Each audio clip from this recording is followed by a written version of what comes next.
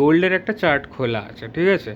এই গোল্ডের চার্টে মার্কেটে একটা বুলিশ ফরমেশন চলছে লং ফ্রেম থেকে, ঠিক আছে। ডেলিতেও বুলিশ আছে, মার্কেটটা ডেলি বুলিশ আছে এবং হু হু করে ওপরের দিকে পুশ করছে, ঠিক আছে। অনেকগুলো বিজি অর্ডার ব্লক ছেড়ে ছেড়ে মার্কেট ওপরের দিকে পুশ করেছে।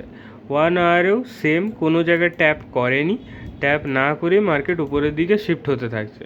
এবার কি হয়েছে, 15 মিনিটে সে একটা নিউ হাই বানিয়েছে, এইখান থেকে একটা নিউ হাই বানালো। হাই বানানোর পরে মার্কেটে ছিল এইখানে একটা লোটাকে কি করলো, লো পর্যন্ত এলো, একটা রিটেস্ট দিল, this is higher high, this is higher low, ঠিক আছে। এবার এই হায়ার লোতে এলো যখন মার্কেট, তো আমাদেরকে এখানে কোথাও ট্রেডের জন্য অপরচুনিটি আমরা 15 মিনিটে দেখতে পাচ্ছি না, কিন্তু যেই এটা আমরা 3 মিনিটে এন্ট্রি করে দেবো তখনই আমাদের কাছে প্রপারের এন্ট্রি এক্সিট ক্রাইটেরিয়া আমাদের কাছে রেডি হয়ে গেছে। দেখো এইখানে তার প্রিভিয়াস লো, নিউ হাই, নিউ লো, এবার নিউ আরেকটা হাই বানানোর দিকে যাচ্ছে মার্কেট। তো আমার এটা অ্যানালিসিস করা আছে, আমি জাস্ট বোঝাবো এখানে, তো দেখা যায় অন। তো দেখো এখানে আমরা কি কি দেখতে পাচ্ছি। ফার্স্ট যেটা দেখালাম, এখানে আমার 15 মিনিটের হাই, 15 মিনিটের লো, ঠিক আছে, স্ট্রং লো, উইক হাই। তো মার্কেট কী করলো, মার্কেট ফার্স্টে এইটাকে ব্রেক করলো, নিউ হাই বানালো। এবার নিউ হাই যেই বানালো আমি কী করলাম, একটা ফিবোনাচি ড্র করে দিলাম। এটা আমার স্পেশাল ফিবোনাচি, যেখানে আমার দুটো পয়েন্টার আছে, 0.7, 0.786। এটা একটা খুব ভালো সাপোর্ট এরিয়া হিসাবে গণ্য করা হয়, তাই এটা এখানে রয়েছে। মার্কেট কী করলো, এখান থেকে যাওয়ার আগে লিকুইডিটি বিল্ড করলো। এখানে জুম করছি, তো এইখানে একটা লিকুইডিটি বিল্ড করলো, এখানে একটা লিকুইডিটি বিল্ড করলো, তো এখানে 4খানা লিকুইডিটি পয়েন্টার বিল্ড করলো।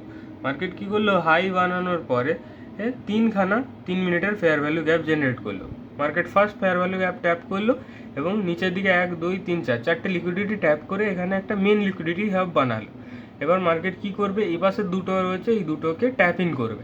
তো ফার্স্ট ট্যাপ ইন করলো, মার্কেট নিচে এলো, এখানে একটু বুলিশ ফরমেশন ছিল, সেই বুলটাকে নিয়ে এটাকেও কমপ্লিট করলো। কমপ্লিট করে হুগো নিচে এসে এখানে আমার লিকুইডিটিকে সুইপ করলো। এবার যেই সুইপ কমপ্লিট হলো, মার্কেট কী করলো, এমন এই লোটাকে না ব্রেক করে এই প্রিভিয়াসের এইখানে আরেকটা লিকুইডিটি পয়েন্ট আছে, সেই লিকুইডিটিকে ইন্টারনাল লিকুইডিটিকে নিল। নেওয়ার পরে মার্কেট একটা ফুললি বুলিশ মুভ দিল, কিন্তু মার্কেট স্মল লেভেলে এখানে 3 মিনিটের একটা ফেয়ার ভ্যালু গ্যাপ, 3 মিনিটের ফেয়ার ভ্যালু গ্যাপ বানিয়ে উপরে গিয়ে কনসলিডেট করলো। কনসলিডেট করতে করতে মার্কেট সাটাকসে নিচে একটা এলো, এসে এই দুটো ফেয়ার ভ্যালু গ্যাপকেই নিল। নেওয়ার পরে মার্কেট কিছুটা কনসলিডেট করলো। এবার এইখানে একটা ট্র্যাপিং করেছে মার্কেট, দেখো এখানে কনসলিডেট করতে করতে একটা বেরিশ ফেয়ার ভ্যালু গ্যাপ দিয়ে দিয়েছিল, কিন্তু এই বেরিশ ফেয়ার ভ্যালু গ্যাপটা একটা জাস্ট ট্র্যাপ। কেন ট্র্যাপ? কারণ এ তার প্রিভিয়াস কোনো লোকেই ব্রেক করতে পারেনি। এটা আমাকেও ভয় দেখিয়েছিল, ঠিক কথা, কিন্তু এখানে আমি একটা জিনিস বুঝতে পারলাম যে যখন মার্কেট উপরের দিকের একটা পুল এএসএল নেওয়ার পরে মার্কেট কী করলো, একটা মুভ দিয়ে নিচের দিকে স্পেশাল লিকুইডিটি মানে ইকুয়াল লোটাকে নেওয়ার জন্যই মার্কেট এই পুশটা দিয়েছিল। তাই জন্য দেখো প্রপারলি ইনভ্যালিড হয়ে গেল। আমি যদি এখানে এন্ট্রিও করতাম, এখানে আমার এসএল হয়ে যেত, কেননা এক তো 1 আওয়ার 15 মিনিট এবং 4 আওয়ারের হিসাবে মার্কেট বুলিশই আছে, আর মার্কেট এখানে যখন 3 মিনিটে সবগুলো নিয়েছে, আর তাই জন্য মার্কেট উপরের দিকে যাচ্ছে। আমি যদি এখানে প্রিভিয়াস 15 মিনিটের হাইকেও যদি টার্গেট না করে আমি যদি শুধু এইটাকেও টার্গেট করে দিতাম, দেখো এইটাকেও যদি আমি শুধু টার্গেট করতাম, তাও আমার টার্গেট হয়ে গেছিলো, ঠিক আছে। আমার এই জিনিসটা নিয়ে ভয় দেখার দরকারও ছিল না, আমি এমনিও মার্কেট থেকে আউট হয়ে গেছিলাম যদি আমি এই টার্গেটটাকে নিয়ে থাকি।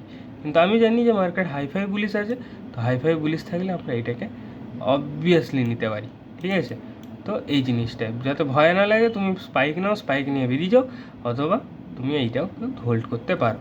তো এটাই ছিল গোল্ডের অ্যানালিসিসটা এইভাবে রয়েছে, আমি এটাকে আপডেট করে দিচ্ছি এবং এই ভিডিওটাকে আমি আপলোড করে দিচ্ছি।